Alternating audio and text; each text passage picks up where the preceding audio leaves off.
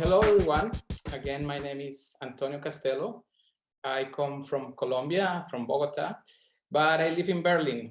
And as you hear, I do a lot of stuff. Although I study graphic design, I work also as a photographer. I work in some videos, not much as I would like to though. I also teach workshops. I teach art, photography, but I also teach street art, so graffiti. I also work as a visual artist, so once in a while I'm in galleries, exhibitions, museums, and so on. And what I want to tell you today is my idea of why I do so many things and how you can explore your creativity as well and not just focus on one thing, but try to focus on yourself, on diversify your income by doing different things, right? All this started my curiosity when I was a bit younger and I had time to go to parties and bars and restaurants and whatnot to meet different people, try to date different girls. And they always ask me, what do you do? And I never really understand the question. I didn't understand if they want me to tell them what was my work, what do I do for work, or what brings me money, or what do I do as a hobby. I think that people should ask, who are you versus what do you do? And for me, it's actually very hard to answer this question. When people say, what do you do? I'm always struggling. I start to talk a little bit about this, a little bit about that, and I start to talk about many things that at the end people really don't understand.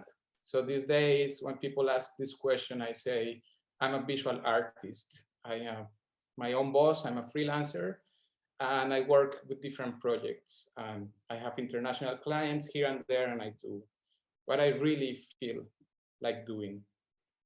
And this is what I want you to think about it a little bit. Are you doing what you want to do, or you're doing what brings you money and what you know it's right now needed in the community? We live in a time when there is a lot of great minds, a lot of people. If you look for a photographer on Instagram, you will find millions of amazing photographers.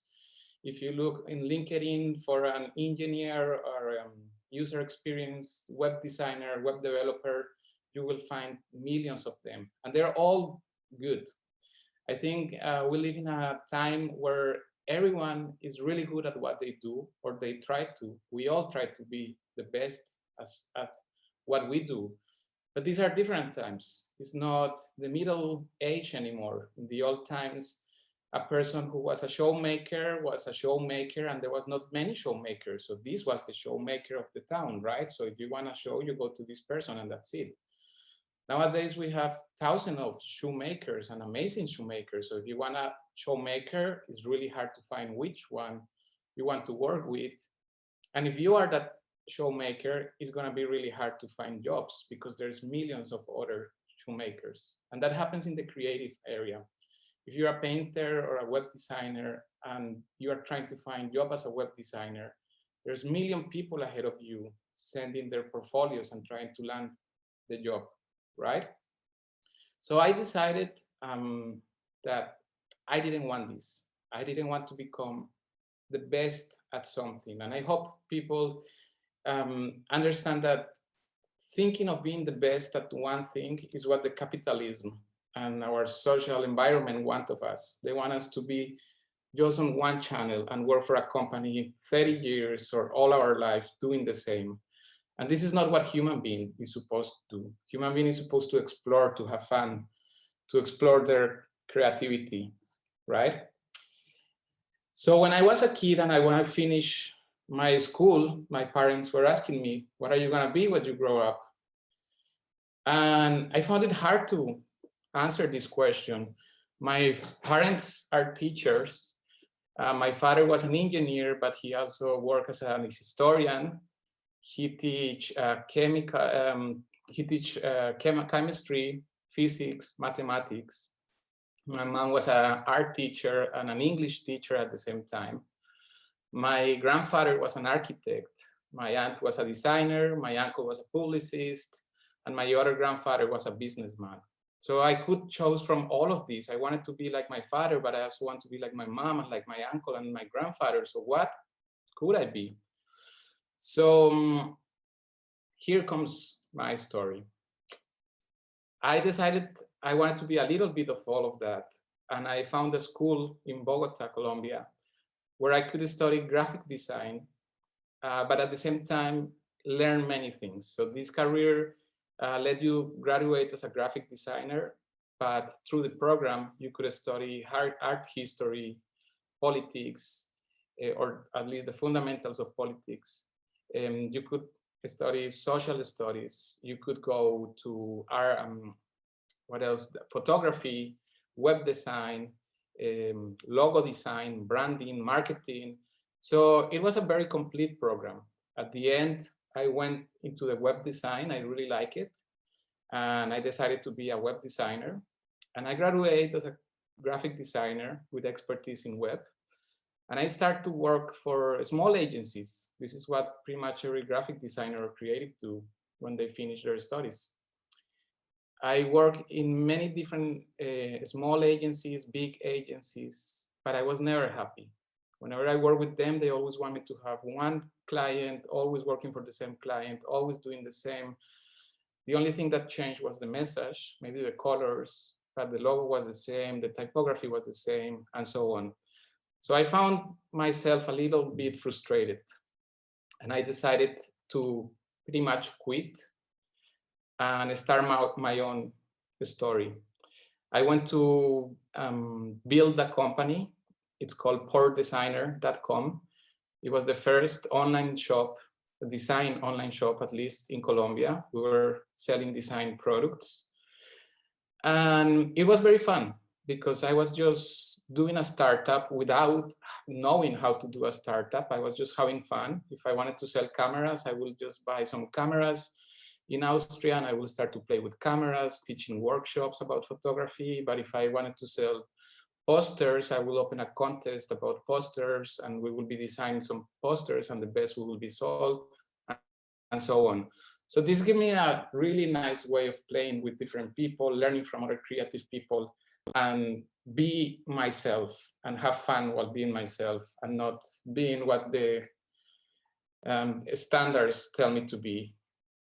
All these bring me later to become an immigrant. I also wanted to visit some other countries and work with other cultures. So I went to Miami. There I couldn't find a job, so I worked as a delivery boy. I was just on a bike all day delivering sandwiches. It was an amazing, fun job. Then I went to New York City. In New York, I worked in a gallery and I was curating photography exhibitions, but I also was helping them with the online shop, selling cameras, film. And finally, I moved to Berlin. Here's where I am. When I moved to Berlin, I looked for a job position and I found a job position in an agency, advertisement agency.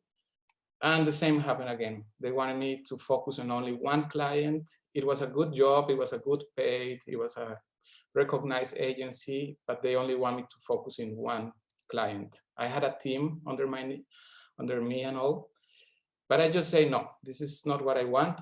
I want my freedom. I want to have fun.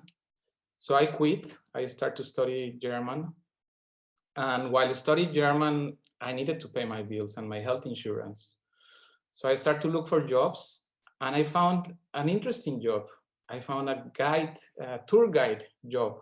And I was like, I've never been a tour guide, but I guess I could be a tour guide. So I went there, I found this job amazing. I landed the job. I started to go out every day with tourists from all around the world, telling the story of Germany, the Nazis, the Berlin Wall, all this. And after a while, I realized, okay, this is fun. I'm out there, I'm not in front of a computer all day, but I'm missing the creative side of the business.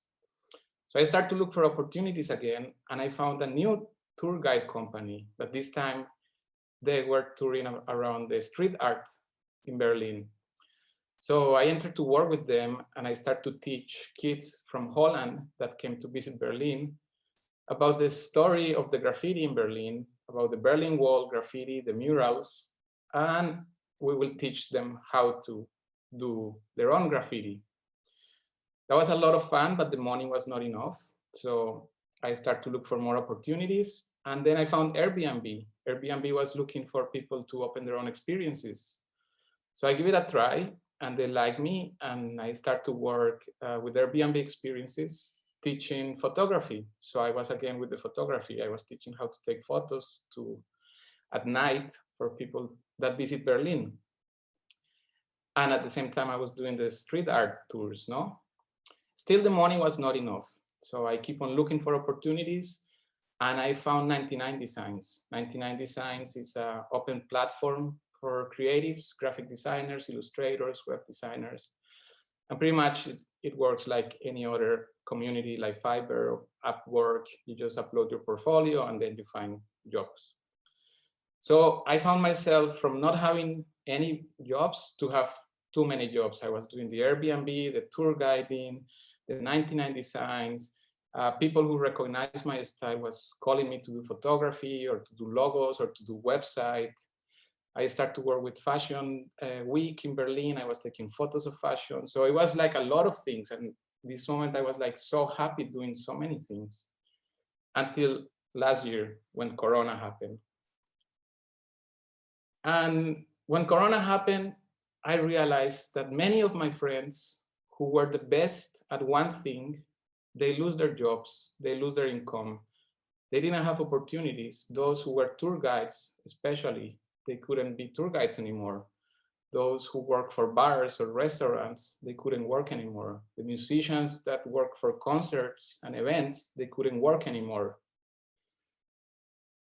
But on the other side, I was making more money than before.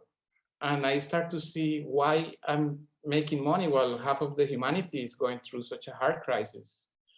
And I realized that I was being not the best at one thing, but I was being curious, I was having fun, and I was diversifying my knowledge. And this is what I call the Renaissance man. Think about these two artists. We have Rembrandt on one side and Leonardo da Vinci on the other side. When Rembrandt was the most famous painter of the 1700s in Holland, everyone called him to do their portraits. Rich people was giving him a lot of money to do their portraits. However, when Rembrandt was old, he stopped doing portraits and he started to be a little bit more curious and try other stuff. And people stopped calling him. He was not doing portraits and he was the guy from the portrait. So what's the point of calling this guy? And at the end of his life, Rembrandt died in poverty, full with debts. In the other side, Leonardo da Vinci was not only the best at painting, he was also really good with creating machines. He created pretty much the idea of the helicopter. He was studying how the birds fly, how the human being is built inside. He was being curious, and when there was no money for paintings because the country was in war, he was called to build tanks and machines for war. And when the country was not on war anymore and they wanted to paint a church, he was called to paintings and sculptures and whatnot, right? And nowadays we know Da Vinci as the most interesting, if not the most famous artist of all times. And this is what I want you to take. I think we all today should be Renaissance persons, Renaissance people. We shouldn't focus on only one thing. And I don't mean that you shouldn't be good at what you do. We should always try to be the best people. But we should also have wide interests. We should be expert in different areas. We should understand different styles, different things, different people, be curious, try to get universal knowledge. This is gonna help us in times of need. This is gonna help us in moments where we don't find any jobs. Sometimes it happens to me that there is no clients in my scope. I don't have anyone who is looking for a website, or I already finished my projects. So then I just go to 99 Designs and try to look for something, or I go to Airbnb and I try to open a new experience, or I talk with artists like actors and theater people that need photos for their portfolios, and I work with them. So I'm not always there just waiting for the next gig to come to me. Quite the opposite. I'm there waiting for so many people to come with different ideas to do new things, no?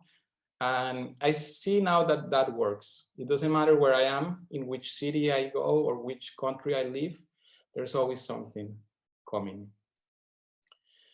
So now I want to help you to find that thing that can help you. And I want you to take a paper and a pen and write an answer to this question. What will you do if you are not allowed to do what you do? Let's say you are a musician, you're a guitar player, and your guitar breaks. You cannot play the guitar anymore. What will you do? Will you have fun and try to learn to play the drums? Are you good at bass? And then you will play the bass? Will you start a new hobby? Will you try to get money with your hobby? Maybe your hobby is to paint. Will you start to sell your paints? Or maybe you will sell your house and with the money go and travel around the world and try to find another job in another country. Or maybe you try to learn something new. Or maybe you try to teach what you're good at. So what will you do if you are not allowed to do what you do? And I know these questions sound kind of weird because it's a really weird scenario, but we live in hard times. And with Corona, this happened exactly. Many people was not allowed to do what they do, and they didn't have a plan B. So I want to give you in the last 10 minutes, a little exercise on how I found inspirations to enhance my creativity and at the same time try to bring different income from different sides. So I do this exercise pretty much every day. Before I work or I start to work, I take 3 minutes of my time. And I don't mean like those 30 minutes that we all take to take our coffee and read the news in the morning. I mean, when I sit in front of my working place, in front of my computer, or in front of my canvas, or if you are a musician in your music studio, if you're a writer, in front of your paper and pen, right? And for these 30 minutes, I do a bit of exercise. I always try to give and take. I think that, as I told you before, there's so many creative people and there's so many ideas out there that we should try to learn from them. So I try to go to the internet or open books and try to find a new person, a new idea, and get inspired by this person. And that helps me a lot because I see something I like, I will try to copy. I will try to do my own style of that idea. Once you find this creative idea, you can do it also actually in social networks. No? If you go to Instagram, you will find a lot to get inspired. The problem with social networks is that it also put a lot of heavy on you because you feel frustrated that there's so many people doing their things and you feel a little bit like overwhelmed by so many things. So this is why I prefer to go to websites and books than social networks. But anyways, this is the taking. You go and you look for something that inspires you and you take those ideas. And then comes the give. Usually I go in the mornings and look for new contests, opportunities, open calls, places where I can share my ideas. During the Corona time, I found an opportunity from an urban street gallery. They wanted to do some murals about Corona. And I've never done a mural before, but I wanted to. I feel inspired by other street artists. So I applied for it with my idea. They really like it. They took me. That helped me to be outside, to work outside, but also it brings a little bit of income in a hard time. And I end up doing a mural. And that was my first mural. And now I'm doing more and more. And I found this amazing. So give, but also take, no? And take, but also give. I also like to plan my day like if I'm planning the rest of my life. So every morning I do a list. I have a lot of these yellow notepads of what I have to do. Things like finish that website, finish that illustration, edit those photos, job-related stuff. But I also plan with this the rest of my life. I also wrote that I want to create a mural, for example. Sometimes I write that I have to get shower. you know, that also gets, I forgot about that. Making lunch, clean the house, all these things. Like, I'm not planning just my job, I'm planning my life. And if I go to the list I have right now, I have so many things in the future that I don't know if I'm gonna accomplish, but at least I have that on my list and I work towards that. So you're not only working for your customers, you're also working for you. Then just relax. Relaxing is free. Like the say says, be water, my friend. That comes from, I forgot his name, but this Chinese martial master. Be water, my friend. Bruce Lee, thank you. So yeah, when you're flexible with your ideas and with your creativity, it's way easy to deliver new products. Think about two kind of trees, the palm tree and the forest tree. When the wind comes from the sea, the palm tree finds this really strong wind and it just bends through the wind and let the wind goes. But in the forest, the strong trees are knocked down by the strong wind and they eventually die. So it's the same with creativity. Just relax, remember that you're having fun and be like the palm tree. And this brings you to enjoying the ride.